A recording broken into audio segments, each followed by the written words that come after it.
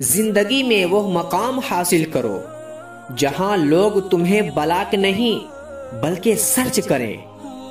अगर आप जिद्दी हो तो आप अपने हर सपने को हकीकत में बदल सकते हो। जरूरी नहीं कि आपकी उम्र क्या है, बल्कि जरूरी यह है कि आप किस उम्र की सोच रखते हो।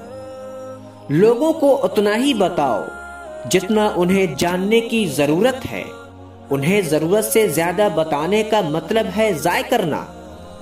गरीब रहोगे तो कोई ध्यान नहीं देगा, मेहनत करोगे तो सब हंसेंगे, और जब कामयाब होगे तो सब जलेंगे।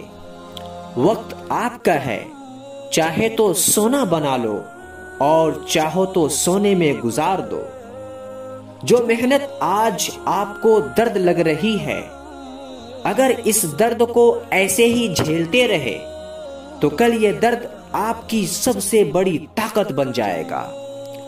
एक पल के लिए मान लेते हैं कि किस्मत में लिखे फैसले बदला नहीं करते, लेकिन आप फैसले तो लीजिए, क्या पता किस्मत ही बदल जाए।